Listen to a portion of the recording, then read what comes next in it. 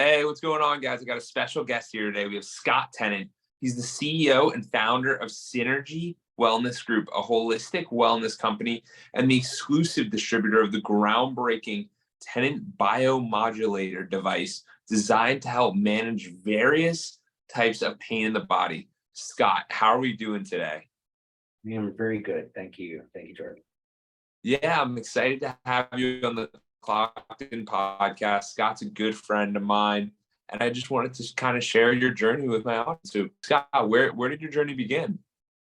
Sure. Well, I'm in Texas, and a lot of people recognize my accent from Texas. But so I grew up in Texas, and my journey is kind of varied. So my birth father knew that he was going to pass away at the age of 7. And he was supposed to live only to age of 13 because of his juvenile diabetes. So his mom and family decided that's not going to happen. You're going to live on and you're going to do what you need to do and what you want to do and make this the best life ever. Every day is the best day ever because it could be the last. Yeah. So he met my mom and they were high school sweethearts at 18. They got married when they were 19. And soon after that, I was born. He lived until I was 11. And Oh, wow. yeah, so, growing up knowing that today could be the last day you had a family, you had your dad. But there's this thing that you had to know everything today. So we had to teach you everything possible today. Be your best birthday, best day at the zoo, whatever. Had to be the best day ever because that may never happen again. Oh, wow. So that kind of adds a different little cut on your life because, a little bit, it was a little freaky knowing that, everything could end and it gives you a little bit of stress as an 8-year-old, 9-year-old, 10-year-old.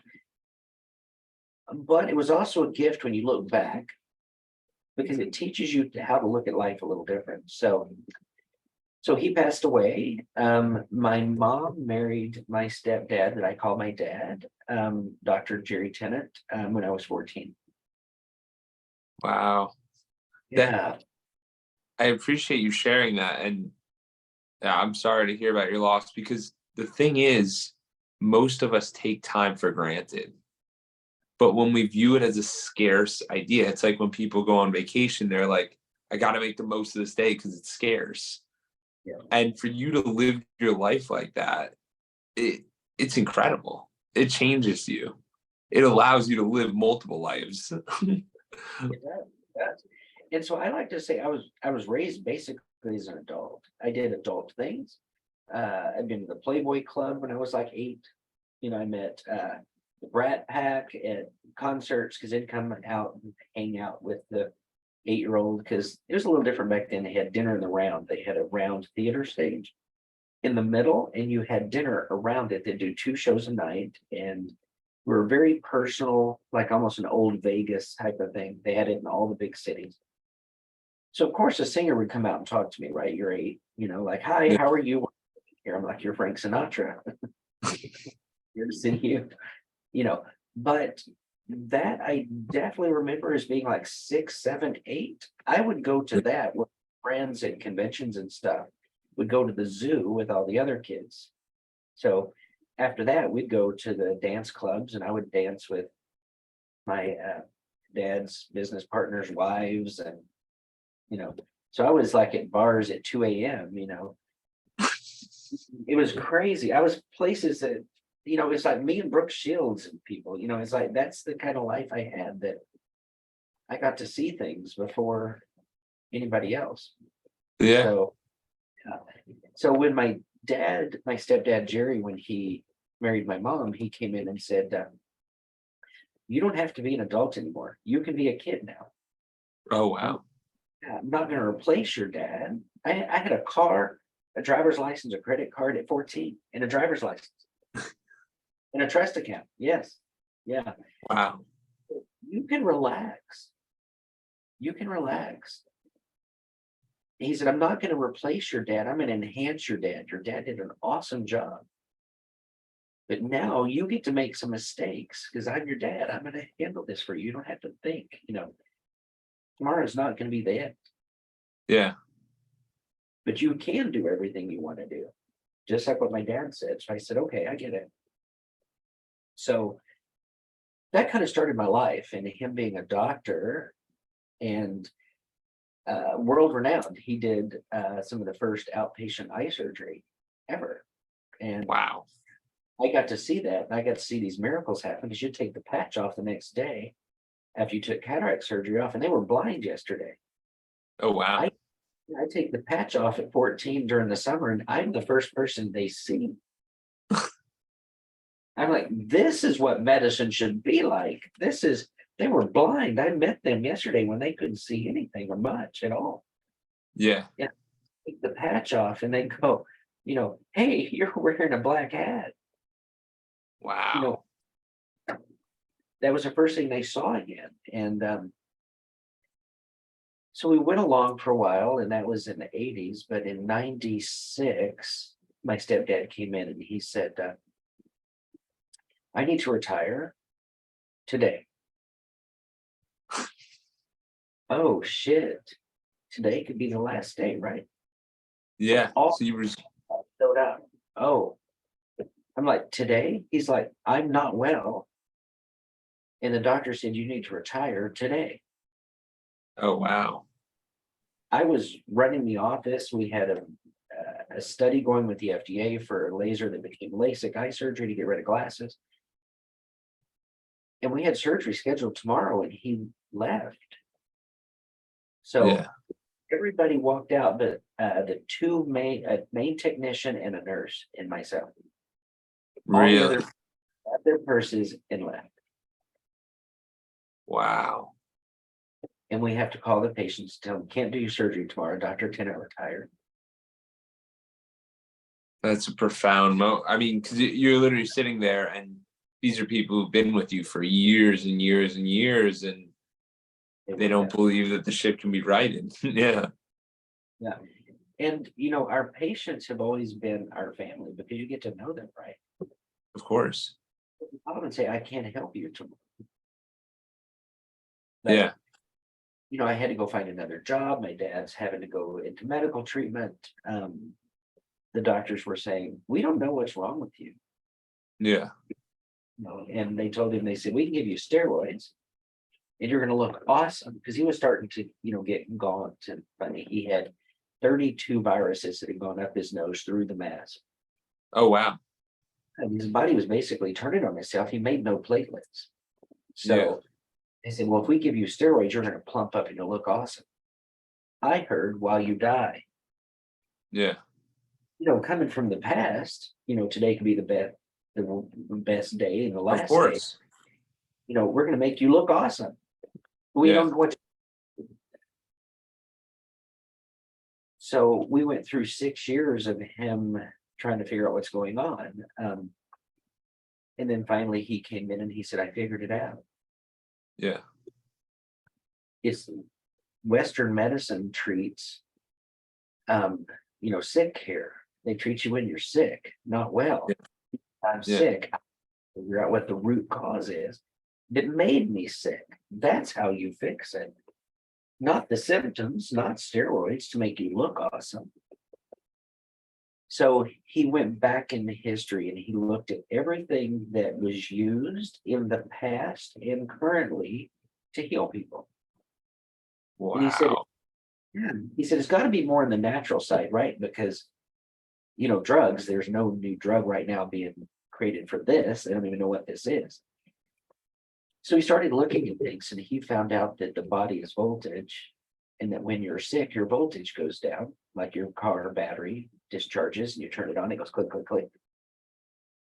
That's really what acupuncture is putting the frequency in the meridian that goes to your organ to raise the voltage. Yeah. The energy voltage in the cell. If the energy or the voltage in that organ goes down, everything on that circuit fails. It's like the circuit breaker in your house. You got the microwave and the stove and the refrigerator. You turn that off, they all go off. Yeah. Said that's what's happening to me. My spleen, its voltage is low. Something happened that made it low. I need to raise the voltage because the body should remember how to heal. That's what was given to us, is a body that knows how to heal.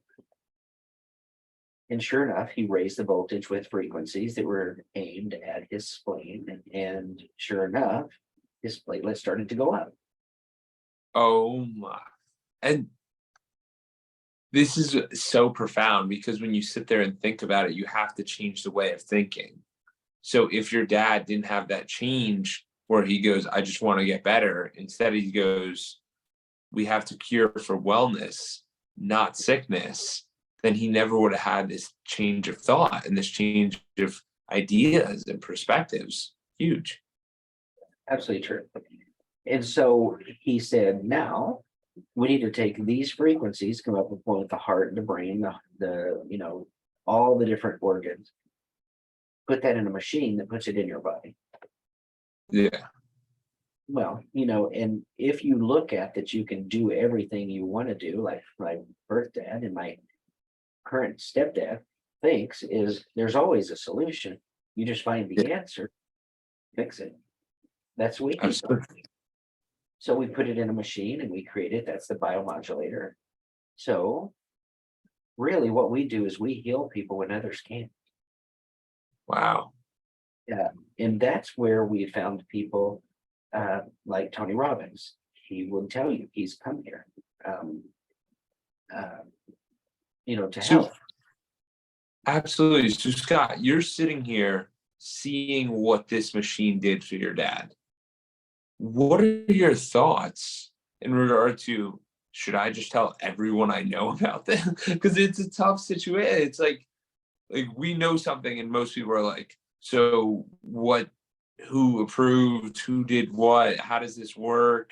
So how was that experience for you? When we began, which was 24 years ago, it was not real friendly into the natural medicine route. It was definitely a little precarious. They would try to take away your medical license if you talked about, well, you need to take vitamin C for a cold. They'd say, no, you need to take a flu shot. Yeah. And that's pretty obvious that they would talk about that. You would ask questions like, should I change my diet? They're like, if you want to, but you get everything you need in food. You don't have to supplement. That's not true. We all know, as a human, our food doesn't have the same nutrients as it did 100, 200, 300 years ago.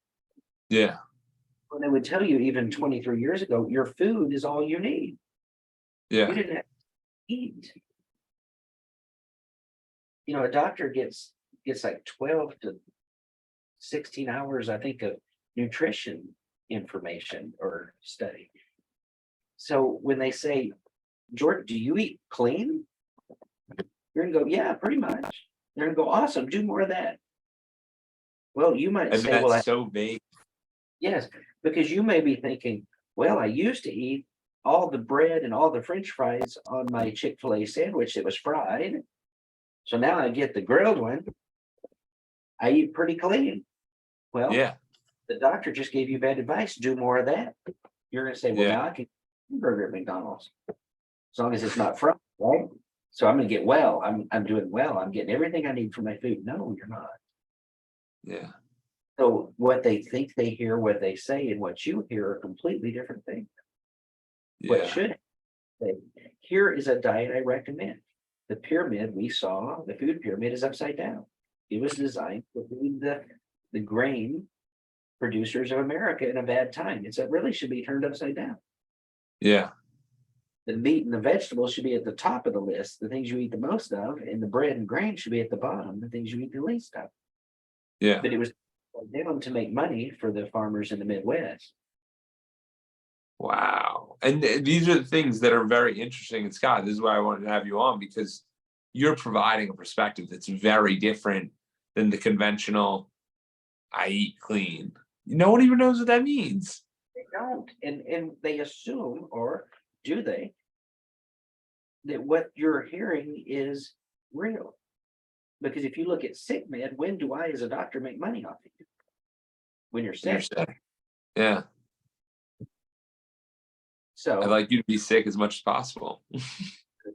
pretty much create your business, right? You're a business person. I need patience. You Yeah. need clean. Do more of that. Oh, you misunderstood me? Sorry. And I'm not saying that's a bad thing. Could that be something that I like to say that I'm not trapped in the ignorance of your brilliance. Could it be, because you've been in some of the same classes I have, could it be what people think is I have to survive in my business? That's completely different than what I need to do for my product. Yeah. Is your product giving somebody what they need? Keeping you well actually will get me free marketing. Right? If you just look at how you shifted things slightly, if I give you everything you need that I'm charging you for, you're going to tell everybody that I'm a god. Yeah. Hear you.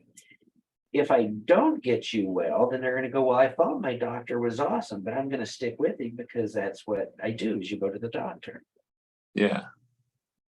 Well, if he's treating over here and he should be over here, it's your choice to go, I don't understand what you're saying, and I'm going to question you and say, I think I need to eat more fruits and vegetables. Is that true, doctor? If I say, that's what I said, that's not what you said. So you're offering the paradigm shift of it's very, very close.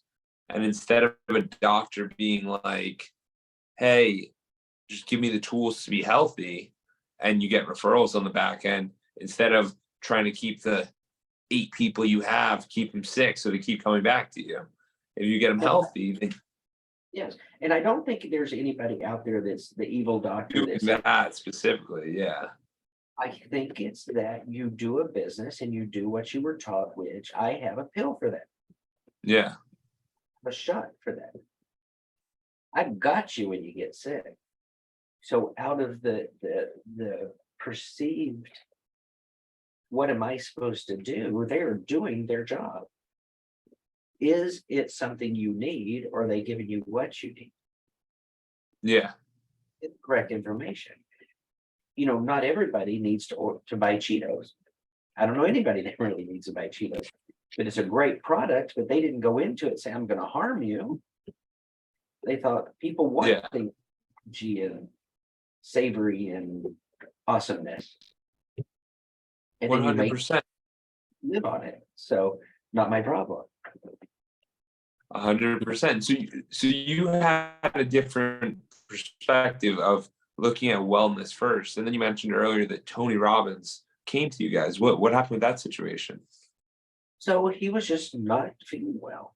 And basically people, as they do, said, I don't know. I don't know what to do. We've tried stuff and you're sick. Yeah. Well, a smart person is going to say, that's not a good answer for me. That's not a good answer for me. There's an answer out there. So I have the Google. I like to make a joke of that, but you start looking, going, what is it that I have that's this? And Yeah. they found some videos of my dad, and Tony's wife used to be an acupuncturist.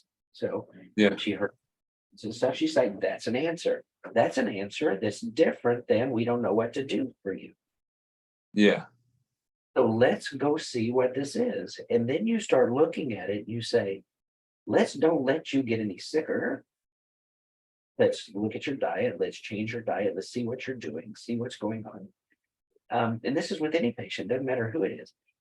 Don't get any sicker. Here's the things you have control over. You put the Yeah. mask on, or you put it on somebody else. Care for the caregiver. Now take care of yourself. Stop putting in bad stuff that harms you. And then find things that help you.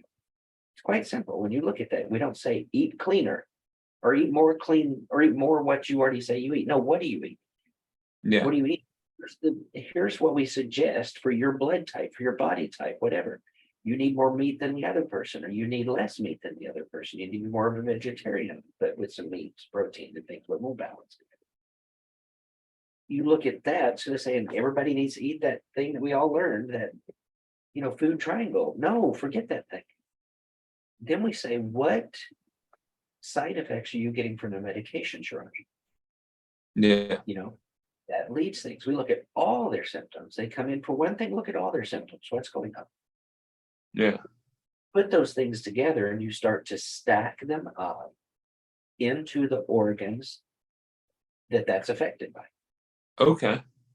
So you'll say, these are in your heart, these are in your lungs, these are in your spleen, this is in your gallbladder, this is in your brain. You start to look, then you go in and use a HRV machine or a meridian energy analysis machine to read the voltage in each of the organs. Yeah. Voltage is low, and then all your symptoms are stacked on that. That's pretty much telling you, like my dad, your spleen is not working, you're not making platelets. And here are the symptoms you have that are associated with not making platelets in your spleen. Yeah. Voltage is low. Now we raise the spleen voltage up to -25. And then anything that harms your spleen has to go away. Anything that will enhance it, supplementation, work, food, diet, exercise, whatever, and adding in the voltage with our machine is going to help the body now start to use those materials to start to get well. Yeah. Your symptoms start to go away. Yeah.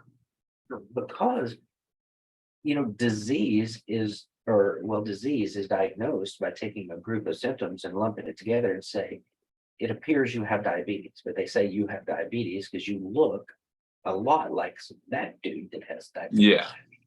You have diabetes. Fibromyalgia is tricky because it's like 300 things that they add up and say you have 30 of the 300. So you have fibromyalgia. Well, you say, well, my friend has fibromyalgia and her stuff's completely different. Yeah. So it's like this category or a folder that they stuffed a bunch of stuff in saying, this is what it is. So you're obviously depressed. Yeah, because I've been sick and you keep saying I have something and there's nothing for it. Of course I'm depressed. So we're going to give you antidepressants. We're going to say lose weight. Because most people that have fibromyalgia, they have no pain control. They ache, they hurt, they're tired, they can't Yeah. move. So what do? They sit and watch TV and eat Cheetos. Back to the Cheetos thing. The Cheetos is feeding the bad stuff. So Yeah. of course you're overweight. Eat cleaner. Okay, I'll get the baked Cheetos. No, no. And so it's getting the person to think about what are they choosing? Is it giving you voltage or taking away? So what are some things that provide that voltage in a positive way? Because I know I could be I'm sitting here and I'm like, does my food provide voltage? I don't know. So what are some of the voltage foods or voltage activities or? Sure. Taking a walk. When you move your muscles, you're raising your voltage in the whole body. Oh, wow. Fresh air. That's why we turned off some of my air cleaners because we filter the air out of the rooms. Just to keep all those little particles out. Fresh water that is not in a plastic container if you can, because the phytoestrogen plastic when they get hot. So not bottled water unless it's in glass, preferably. No chlorine or fluoride in your water. For drinking. The reason that is when you drink it, it goes into your body as an ingested. If you shower in it, then your pores get bigger, and then the chlorine and fluoride go into the pore into your body. Okay. So you're bathing in a chemical every single time and you're ingesting it. So the fresher the water, the better. We have people get whole house water systems, or at least one for your sink that takes it out and remineralizes it. So when you drink it. Oh, wow. So clean water, as clean as you possibly can get, as close to natural. Organic foods definitely are better than foods that are not organic. Yeah. Grass-fed beef is better, and range-fed chickens, those sort of things. Anything that has pesticides on it, not a good idea. A lot of times colognes and things like that get rid of them. because a lot of times you're ingesting, what you spray on you from the chemicals and alcohol that's in your colognes. Washing your clothes in more natural things instead of the little pods that you buy that have all kinds of chemicals in it. Use things that are more natural at Whole Foods. Thought is huge. And that's, some of the people we've learned from, are about you are what you think.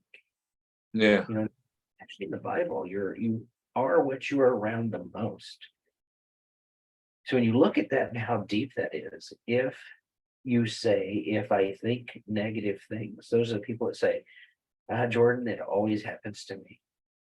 Yeah. I'll say, well, you just prescribed it to yourself, because guess what? It's always going to happen to you. Yeah. The people that you talk to, when you say, Jordan, how are you? You say, I am so good. Then you look at it and you say, well, Jordan's always so good. Because what happens is the perspective of what you have when you think I'm all good is actually raising the voltage. And it's actually helping you get more good stuff towards you. It's attracted to you. Where if you say, well, it always happens to me. I had somebody one time tell me, if I bought a lotto ticket, I'd win and I'd owe money. I am that poor. And that bad of luck. And I'm like, wow. And you wonder why you have that bad of luck. Yeah. I mean, there's also the perspectives of like, sometimes like a flight might get canceled and you got the one guy who's like, wow, I lived another day. Thank you. And then the other one who's like, the worst day ever. I didn't get on a flight. And it's nothing's that important. But I mean, it's the two sides to everything, which how you see the world. Yeah. Yeah. So when we see patients, we go through all that stuff, emotions, traumas you've had in the past. I've been through some, I've shared them. But what I did was I turned the trauma into a positive because I learned from it.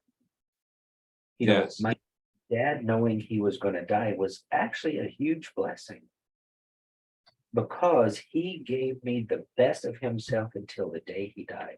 And the night before he died, he said, today was the best day of my life.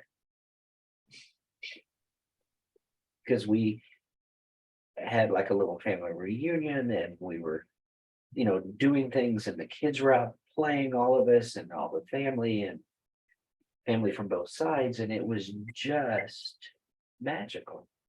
Yeah. Had a heart attack and left. Wow. But see, I can still remember that, because you look at it and go, we knew this day was coming. Yeah. That was the best day of his life. Wow. Yeah. Because he had everything. It's super important to realize that death is coming for because when you live with that perspective, and I appreciate your vulnerability of sharing all this, because when we go through and we see that life isn't just, hey, you're going to be here forever, it causes you to take more action. It causes you to plan more trips. It causes you to go on more vacations, hang out with those friends, do the things you want to do, and create those beautiful, this is my best day ever for you. Yes. And, the interesting thing is too, and I think this is, a lot of what you're helping people with, is that he was prepared so much that we knew by opening a book everything we needed to do to take care of the next day. Wow. Yep. The insurance covered the house was paid off, the cars were paid off from a policy, everything was done.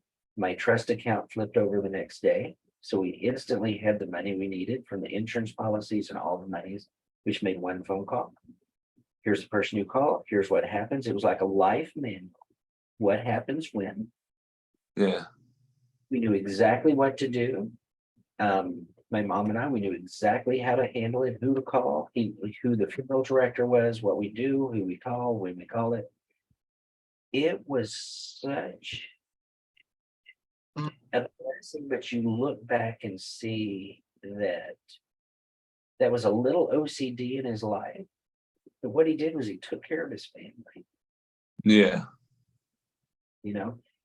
And that was probably something that kept him alive a little longer than he would have, because his outlook was, I'm going to make this the best day ever. I got a wife and a kid and a great job and a great family.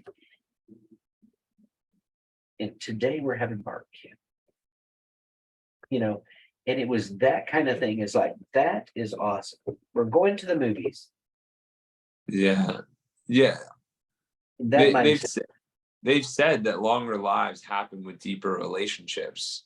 So when we're able to have these deep relationships in our life and we create these magical moments, it's like, oh, what am I going to do? Of course, I have to be filled with joy and be happy and feel loved and feel accepted, instead of those other feelings of, I feel rejected, I don't feel included, I'm not feeling there. Yeah.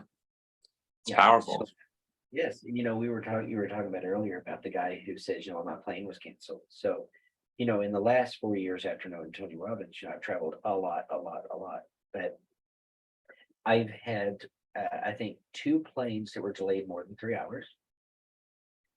And I've had 1 plane that was completely canceled. Wow. But is that happenstance, or is that something that I called into my life? Because everybody else I know, they said traveling is a nightmare. And guess what? It's always a nightmare for them. Yeah. Because they're looking for it. The last time is about 6 or 8 months ago. I was up in the American Airlines lounge, and they said the flight's getting ready to board. So I went downstairs. Right before I got there, they said the flight has been delayed 5 hours. And everybody was like, oh my gosh. And I thought, I have my computer. I'll go right back up to the lounge. I'll order some lunch and I'll work at the little desk. And I thought, okay, guess what? This is 5 hours I didn't have yesterday. And I'm going to get some stuff done because I'm going to mark stuff off my list. Yeah, I mean, that's the way I think about it too. It's just, even if you have a meeting, like if we have this podcast and like one of us, something happens, you're like, okay, I got another activity to fill that slot. Like, you can't sit there and get bogged down. Like, there are some full days where everyone's like, not meeting today, canceled, whatever. And that's okay, because you just make the most of it. You have to go out there and create every single day and realize that you are the creator of your own life. You dictate what happens to you. You build what happens to you. Yeah. So true. And I can tell you, when we start working with people and they start getting well and they start putting the voltage in and they start feeling better pretty quickly. And all of a sudden they said, wait, this was not a death sentence. But then they start looking at things like, what am I grateful for? I'm still here. I'm not in pain anymore. I can walk better, whatever their thing is. And it's like, hold on to that. Hold on to that, because that positive thought of, wow, this is better than yesterday. That's the voltage that comes up. We're adding voltage in, you're helping. So then they start looking at everything saying, I think I'm going to take a walk. Yeah. Then they come back and they say, did you know we have redbirds in the neighborhood? So then you start looking, you're like, they've never stopped to see that there are redbirds in their neighborhood. Wow. In a quick moment when they have that, and sometimes they'll do this, they'll take a break. They see you have an hour before you have to be back. So they'll go, well, there's a little walking trail down the way. They'll walk down the way and they'll come back and they're like, there's like a little river down here with the river walk. Yeah, that was lovely. I've never done that close to my house. And you can just see it. They're thinking like, that actually sort of rejuvenated me to go take a walk. Yeah. Or we'll tell people, go take your shoes off and walk in the grass. Yeah. They're like, well, that's interesting. Is that, well, that's what you did as a kid. Yeah. So, wow. I used to enjoy that. And it's crazy because a lot of this stuff is completely free, and it's just sitting there and taking inventory of our own lives and realizing, hey, do I feel better or worse when I do this activity? Better? Do more. Worse? Do less. Like, Yeah, and that's the thing. If it gives you voltage, do more. If it takes voltage away, do less. We just happen to have a tool that gives a lot to you. But here's yeah, the matter. When we're giving people the voltage, whatever they consume, yeah, interesting word, think, hear, smell, taste, hear. So it's all the things, adds to the mathematics of what's coming in. So when you're giving voltage, we tell people when you're putting voltage in, make sure that anything's around it. Turned off the news. yeah, No bad news while you're charging your body and giving yourself the voltage, because yeah, it's going to, it's a mathematics and it's going to equal it out, right? Because the good stuff comes in. If you pay attention to what you're doing in gratitude and say, I'm getting charged right now. Only yeah, pretty nice smells and sit outside and listen to the birds. All that adds into what's helping you heal. Meditation. A lot of people meditate, pray, listening to an inspiring message from somebody else about, the message of who I am. I am powerful, I am strong, I am whatever. Do things, but it adds to, here's a chance you have to stop and feed yourself, literally feed yourself with voltage and things good, which is like putting the mask on yourself in the plane, the oxygen, before you put it on somebody else. I love that. Yeah. The And care for the caregiver, Scott, is just an incredible line, because there are way too many of us that are not focused. We're only focused on helping others, which is fine, which is fantastic, but we do need to take a moment for ourselves. yeah, because if you're gone, there's nobody to do what you do. Yeah. Yeah. A- Absolutely. And Scott, yeah, you go. Go ahead. I was going to say, tell us a little bit more about this book that you're working on. Yeah, so I was writing a bigger book and I still am, but I was having a hard time putting it into words, and we're talking a lot about it now, is people have to realize you matter. Yeah. Not just you matter most to yourself, because this is the one you that you get. This body, this person's what's getting you where you go and getting your mission out to the world that makes you feel like you've made it, that you've done it, that you've lived.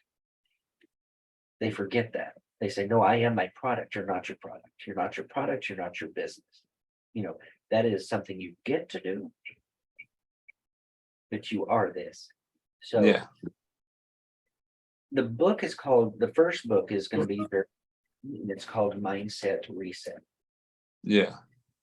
And there's little things that I've said in the past that I kind of learned from my birth dad, and then reinforced with my stepdad and his family, was little things you would say, people call them wives' tales or whatever, that would get you to rethink and recenter.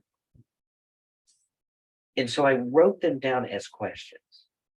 And Yeah. then side is just the question. On the other side, it's like 2 to 3 paragraphs, very small. Going to be a very small book, about that size, about 8 inches by 8 inches. Yeah. And it's going to be about 60 pages. It's 20 questions. Yeah. And it is something to ask yourself to get you off the mark or to reset what you're thinking. One of them we kind of talked about earlier about, is, I always ask a lot of people, are you trapped in the ignorance of your own brilliance? And a lot of people say, that is very rude. I said, that is not rude. Because in most people, most humans thinking, they think, I know everything and I am the master of my domain. I am the master of me, and my thoughts are the facts, and it's this way. Yeah. Well, then you go and hire somebody that comes into your company. For about 2 to 3 weeks, there's a magic period where they don't necessarily believe that everything you say about your company and your thoughts is absolutely true. They say, Jordan, why do we do that this way? Yeah.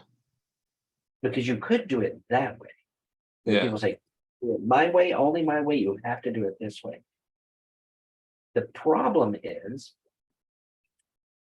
that probably had at least 10% of truth in it, that what you're doing is a little flawed. It could be Yeah. a pre-, or that may be your next new product or way to make your product better, because they had an answer you can't see because you're trapped. The way that came up when we were designing the devices is my dad and I went to the engineer to design it. He said, I have this set of frequencies, and I would like for you to have this machine put them into a body all at once. Oh, wow. So the engineer said, that is impossible with the amount of memory we have right now, because the device is about this size. And Gotcha. so I said, wait a minute. Because my dad said, gosh, I really was hoping this would work. Because it makes a lot of sense that the body needs all these things. I know how he thinks as a doctor. They don't have to all be taken right now, at this very Yeah. moment, all of them into Jordan right now. Yeah. You can line them up. I said, so Tim, the engineer, I said, can you run them all at once, back to back, like a song? One frequency, then another frequency, then another frequency, then another frequency, run them, which will run for 3, 4, 5 minutes. Then it loops back around and begins again. And he said, that I can do. And he said, how did you think of it? Because you're not a doctor and you're not an engineer. And that's when I looked at him and I said, Tim, I am not trapped in the ignorance of your brilliance. And he said, I'm insulted. I said, you should not be insulted. I just said you're brilliant. But the thing is, you worked with NASA. You've done these wonderful things, but in your life, you've done this with what you think is going to happen. People who invent things, or people who have no clue what they're doing, typically in the place they design it, because they go, why can't I make this out of polycarbonate? Well, they're always made in glass. Why can't I make it in polycarbonate? Because they're always made in glass. I'm just saying, why can't I make it in polycarbonate? Yeah. Let's do it. It's lighter and it won't break. That's what changes things. So I told him, I said, Tim, you said, look, a tree. And I said, back up. And I pulled you back. You said, there's a forest. The minute I said, line them up, you were trying to put them all in at once. Yeah. No memory. Here, the memory is used like this, because it's only running one frequency at a time. I love the perspective change. It's the answer to the problem that would have never been done if I talked to another engineer. He's going to think just like you. Well, my Yeah. dad, I want them run all at once. You heard I want them run all at once. So that's one of the questions in the book. And there's 20 more, 19 more of those. The big one, and we started with the book. It is very small. It'll take you 30 minutes to read. The first one and the last one are the same question. Why not me? So at 14, when my stepdad had that little conversation with me and said, I will not replace your dad, I will enhance him. He did an awesome job getting you to this point because you knew what was coming. And I'm going to help you because I am your dad now. And he said, at 14, make a decision. What do you want to be when you get older? Yeah. Here's your choices: doctor, lawyer, MBA, PhD. Decide. I said, I'm 14 and I don't know. He said, you have to help me here a little bit. You have to pick something so I can start helping you with colleges so we can do the things to get you there. And I said, I can tell you what I want to do. And he said, okay, hit me. I said, I want to drive exotic cars, live in $1 million house, own my own company, and hang around with millionaires and billionaires that change the world. And he said, that's not exactly the way it works. Doctor, lawyer, MBA. And I looked at him and I said, he said, you can't get there without one of those things. And I said, why not me?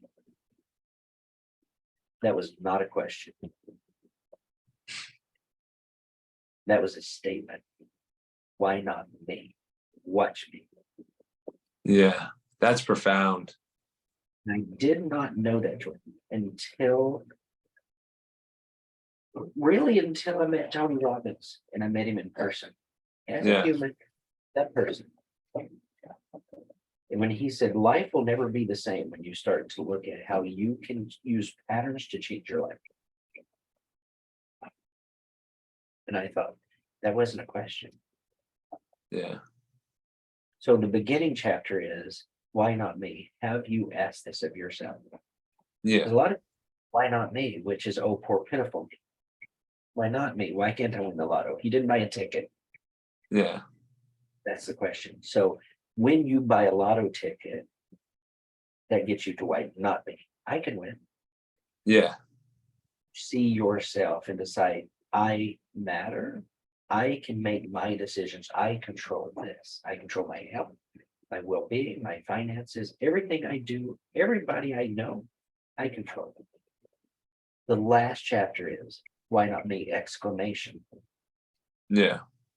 That with some tools, you can set up questions you ask yourself that when you say, I'm going to go do something really stupid, Yeah. you ask yourself one question, and you ask yourself one of these questions, and it will change where you are. Yeah.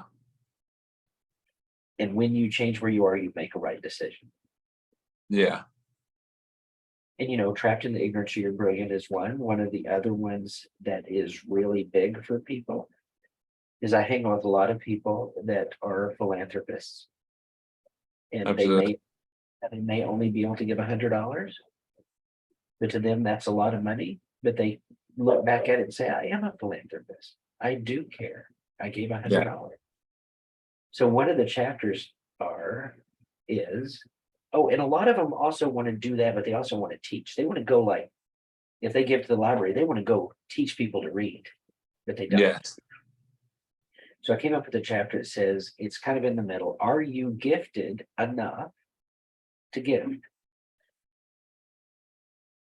But I think when you look at yourself and you see yourself as worthy, and Yeah.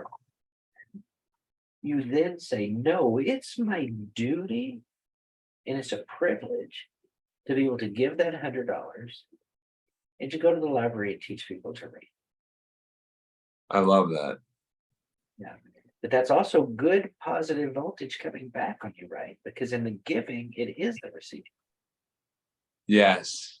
Yes. Because that's Yes, it moves one the of the needle best more. that's one of the best voltage activities. I love that, Scott. Yeah. And I've noticed that so much, and especially the last year. And it's been 5 years I've really been on this journey of finding, because I want to write the book, but I'm like, what fills it up? Yeah. So the full book is going to be called Why Not Me? Yeah. I love it. Yeah. Yeah. So it goes into, that's also part of the healing, right? Yeah. Because I can tell you when people come to us, they're uncertain because they're sick. Yeah. Conflicting information, or a lot of our people are people who are so sick their doctors say, I know of nothing else for you. Really? And that is like somebody just punched them in the face. Yeah. And then they come in and they finally decide, no, I'm doing this for myself. I'm finding the answer. Got it. Yeah, because they don't want to lose hope. Yeah. No. Then we have the flip side that we never noticed happen. This is being trapped in our own brilliance. Biohackers. There's a whole group of people who are out there and they say, I'm going to get well before I get sick. I'm not going to be. Yeah. So they're coming to us saying, what's going to get me later? What can you help me find? So we look at their body and we see you're just a little down. Well, guess what? Yeah. That discharging. You charge it up while you're young. You start to change your lifestyle, change your mindset. You're going to be well longer. And that's Oh, why, wow. yeah, that's why some of the doctors that are in the biohacking world are saying within the next 10 years, if you have enough money, enough time, and enough tenacity and do the right things, you're going to be able to live a healthy 120 years. Wow. There's a lot of people I'm seeing it where they're like, I want to live to 150. I want to live to 140. I want to live long, and like, I'll do whatever it takes.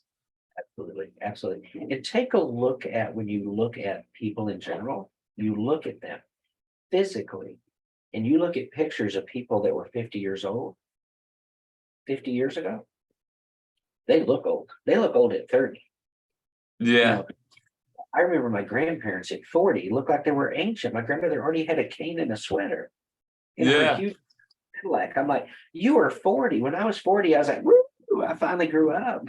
And I was like, oh my gosh. By the time she was 80, she was old. But then I was seeing people that we were doing cataract surgery on. And I had a lady, I'll never forget. She came in and she said, I said, what's your age? So I was doing her exam and she said, you guess. And I looked down and I thought, I'm not going to do this. Very pretty face, full makeup, had on a little tennis outfit with a little short skirt. She said, I'm 93. I just played 2 sets of tennis. What? Right, my grandmother's 80 and she can barely walk up 3 steps. Yeah. And she's 93 and she just played 2 sets of tennis. She said, I'm going Because to live to mindset. yeah, age is in your head. I love that. Scott, you are incredible. And I know we could go for 3 more hours. Your team sent me the links, so I'll put all those in the show notes. And I really, really do appreciate the time. And if anyone's interested in hearing more about Scott or reaching out, just click on the show notes and you'll be able to learn more about Synergy and Scott. Thank you.